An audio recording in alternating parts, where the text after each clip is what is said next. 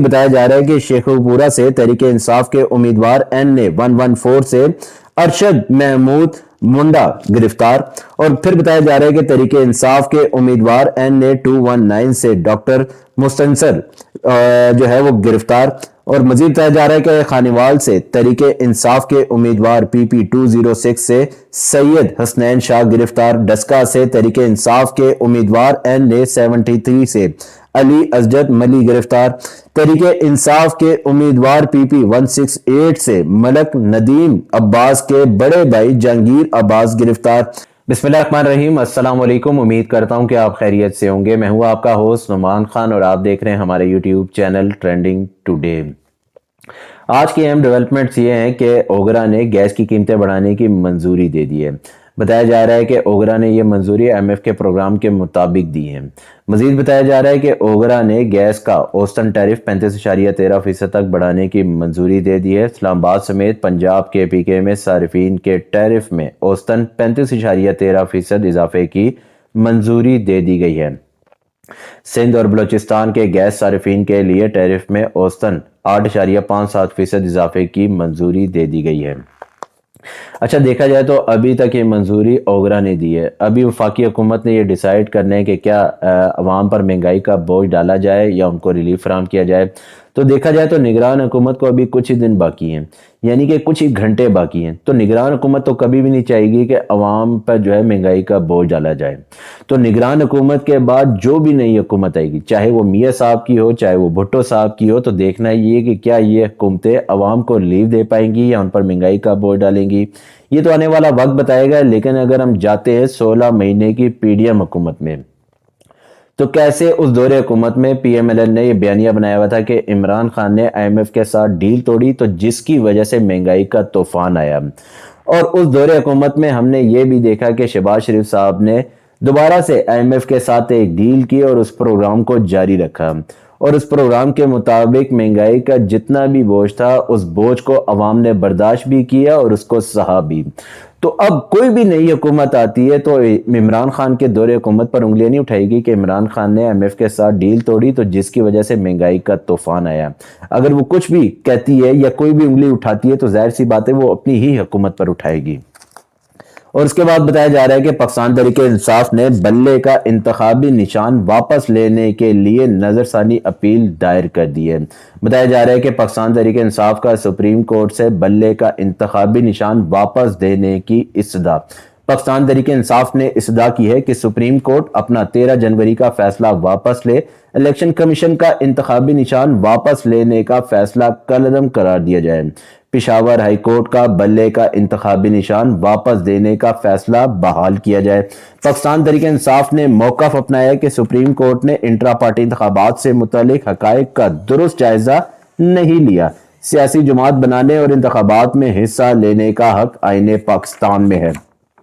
Election commission نے انتخابی نشان واپس لے کر اختیارات سے تجاوز کیا، اور بتایا جا رہا ہے کہ پاکستان تحریک انصاف کی جانب سے درخواست سینئر وکلاء حامد خان اور علی ظفر نے دائر کی۔ درخواست میں الیکشن کمیشن سمیت ہائی کورٹ میں شکایت کنندگان کو فریق بنایا گیا ہے۔ رجسٹرار آفس نے درخواست کو 2024/2423 ڈائری نمبر الاٹ کر دیا ہے۔ یہ ہے پاکستان تحریک انصاف کے بلے کی جنگ۔ اچھا، دیکھا جائے تو اس سے پہلے پاکستان تحریک انصاف نے اعلان کیا تھا کہ انٹرا پارٹی الیکشن 5 فروری کو ہوں گے، لیکن اس کے بعد جو تھا وہ خبریں آ رہی تھی کہ پاکستان تحریک انصاف نے جو انٹرا پارٹی الیکشن 5 فروری کو کروانے تھے ان الیکشن کو جو ہے ملتوی کر دیا گیا ہے۔ اب یہ انٹرا پارٹی الیکشن عام انتخابات کے بعد کروائے جانے کا فیصلہ کیا گیا ہے، اور بیرسٹر گوہر علی خان صاحب کا کہنا تھا کہ یہ فیصلہ عمران خان کی مشاورت کے بعد کیا گیا ہے۔ تو دیکھا جائے تو پاکستان تحریک انصاف کے تمام امیدوار جو ہیں وہ اب آزاد امیدوار کے طور پر الیکشن لڑ رہے ہیں، اور انہیں پاکستان تحریک انصاف سپورٹ بھی کر رہی ہے۔ لیکن دوسری سائڈ پہ دیکھا جائے تو بلاول بھٹو صاحب اپنے ہر انٹرویو میں یہ کہتے ہوئے نظر آ رہے ہیں کہ ہم آزاد امیدواروں کو اپنے ساتھ ملا کر حکومت بنائیں گے۔ ہم نے ماضی میں بھی دیکھا کہ پاکستان تحریک انصاف کے کچھ رہنما ایسے تھے جو پارٹی کے خلاف کھڑے ہوئے تھے، جنہوں نے اپنی وفاداریاں تبدیل کی، جنہوں نے عمران خان کے خلاف بیانات دیے۔ تو ماضی میں جو چیزیں ہوتی ہوئی آئی ہیں تو کیا آنے والے وقتوں میں یہ چیزیں نہیں ہو سکتی؟ تو دیکھا جائے تو آزاد امیدوار کا یہ حق بنتا ہے کہ وہ الیکشن جیتنے کے بعد جس پارٹی میں بھی چاہے شمولیت اختیار کر سکتا ہے۔ تو میں نے آپ کو کہا نا کہ جو چیزیں ماضی میں ہوتی ہوئی آئی ہیں تو کیا آنے والے وقتوں میں یہ چیزیں نہیں ہو سکتی؟ تو مختلف ذرائع سے یہ پتہ لگا ہے کہ ان امیدواروں کو چھیڑا نہیں جائے گا جنہیں پاکستان تحریک انصاف سپورٹ کر رہی ہے، لیکن الیکشن جیتنے کے بعد ان کی وفاداریاں تبدیل ضرور کی جائیں گی۔ اب دیکھنا یہ کہ میری بات میں کتنی سچائی ہے، یا کون سا امیدوار اپنی وفاداری تبدیل کرے گا، یا کون سی سیاسی جماعت میں شمولیت اختیار کرے گا، یہ تو آنے والا وقت بتائے گا۔ لیکن اس ٹائم دیکھا جائے تو پاکستان تحریک انصاف نے بلے کے نشان کی واپسی کے لیے دوبارہ سے جنگ شروع کر دی ہے۔ اب دیکھنا یہ کہ سپریم کورٹ جو ہے پاکستان تحریک انصاف کو انصاف فراہم کر پائے گا، اور ساتھ ساتھ یہ بھی دیکھنا ہے کہ سپریم کورٹ جو ہے وہ پاکستان تحریک انصاف کو بلے کا نشان دوبارہ سے الاٹ کر پائے گا یا نہیں، یہ تو آنے والا وقت بتائے گا۔ لیکن اس ٹائم دیکھا جائے تو پاکستان تحریک انصاف نے بلے کے نشان کی واپسی کے لیے جو ہے دوبارہ سے کوششیں شروع کر دی ہیں۔ اس کے بعد بتایا جا رہا ہے کہ 9 مئی کے کیسز یاسمین راشد، محمود رشید، اجاز چودھری پر فرد جرم عائد۔ مزید بتایا جا رہا ہے کہ ملزمان کا صحت جرم سے انکار، استغاثہ کے گواہان طلب۔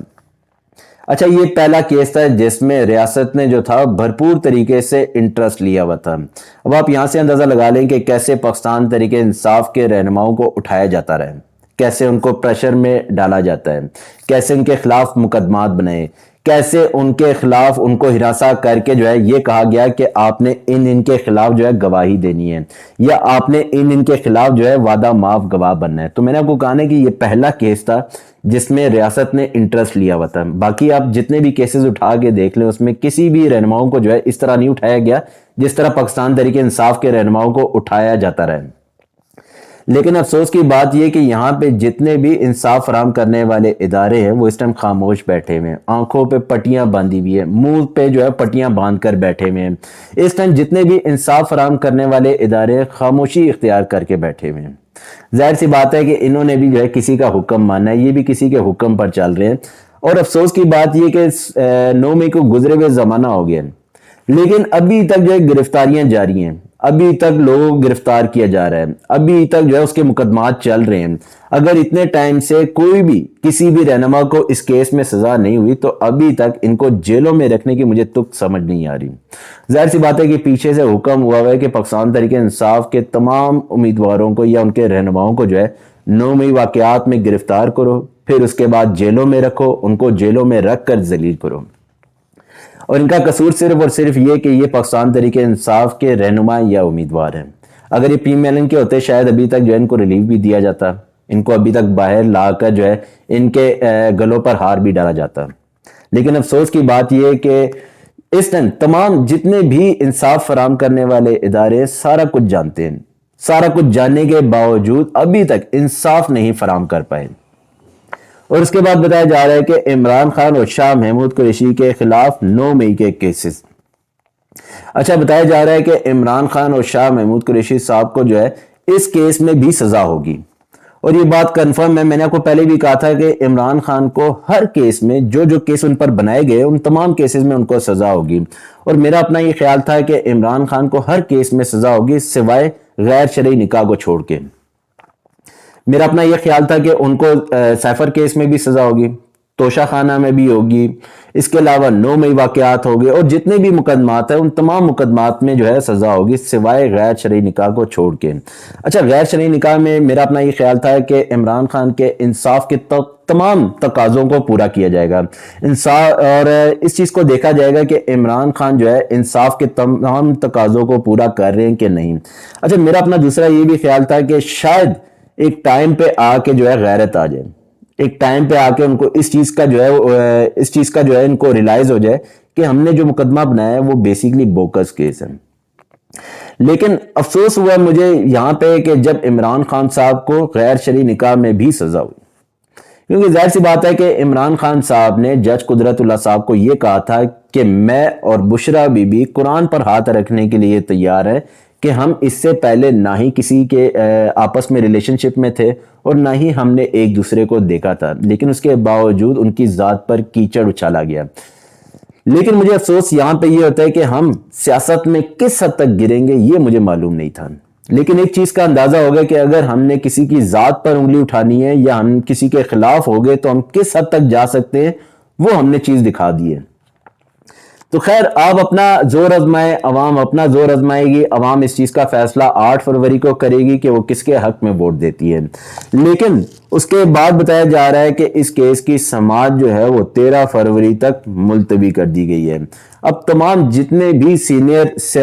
آپ یہ کہہ لیں کہ جو جرنلسٹ ہیں وہ اس چیز پر یقین رکھتے ہیں کہ عمران خان کو اس کیس میں بھی سزا ہوگی۔ اب آپ یہاں سے اندازہ لگا لیں کہ جس ٹائم 9 مئی واقعات چل رہے تھے اس ٹائم عمران خان صاحب خود گرفتار تھے، اور دوسری سائڈ پہ دیکھا جائے تو شاہ محمود قریشی صاحب جو تھے وہ کراچی میں تھے، لیکن اس کے باوجود جو ہے مقدمہ بنایا گیا، ان کو گرفتار کیا گیا، یہ بتانے کے لیے کہ ہم سیاست میں جو ہے یا کسی کے انتقام میں کس حد تک جا سکتے ہیں۔ اس کے بعد بتایا جا رہا ہے کہ اسلام آباد ہائی کورٹ کا پی ٹی آئی امیدواروں کارکنوں کو ہراساں نہ کرنے کا حکم، مطلب اسلام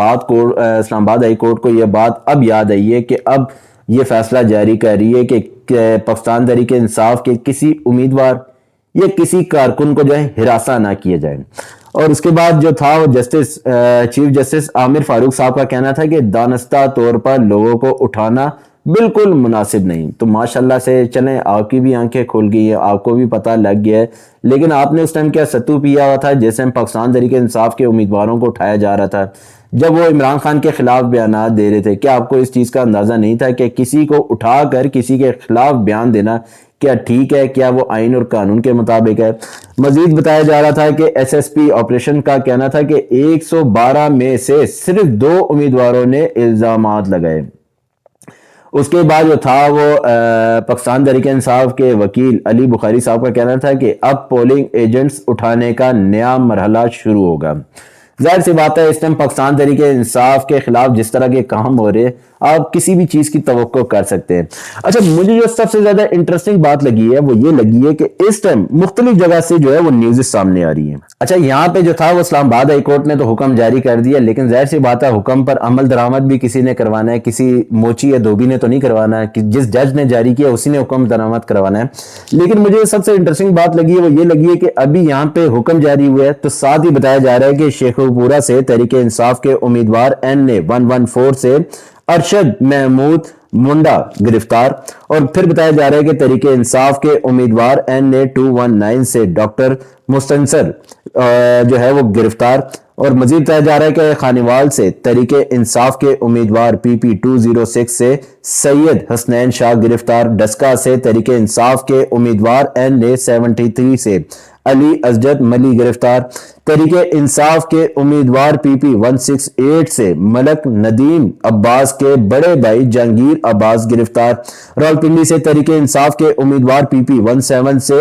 راجہ راشد شفیق پولیس کے چھاپے کے دوران ان کے چچا سمیت تحریک انصاف کے 20 کارکن گرفتار، بورے والا سے تحریک انصاف کے امیدوار PP-231 سردار خالد نثار ڈوگر گرفتار، بتایا جا رہا ہے کہ سرگودا سے تحریک انصاف کے امیدوار ایڈوکیٹ ملک شفقت اوان گرفتار، پولیس کا کریک ڈاؤن امیدوار PP-35 چودھری محمد یوسف اور ان کے بیٹے عرفان یوسف اور عدنان یوسف گرفتار۔ تو ماشاءاللہ سے یہاں سے جو ہے اسلام آباد ہائی کورٹ نے ایک حکم جاری کیا ہے، اور اس حکم کو جو ہے کیسے اس کی دھجیاں بکھیری گئی ہیں وہ بھی آپ کے سامنے ہیں۔ نیوز جو تھی آج تک یہیں تک تھی، آپ اپنا خیال رکھیے گا، ہمارے چینل کو جو ہے سبسکرائب کرتے رہیے گا تاکہ آپ کا پیار ہم تک پہنچتا رہے۔ آپ اپنا خیال رکھیے گا، آپ سے پھر ملاقات ہوگی، اللہ حافظ۔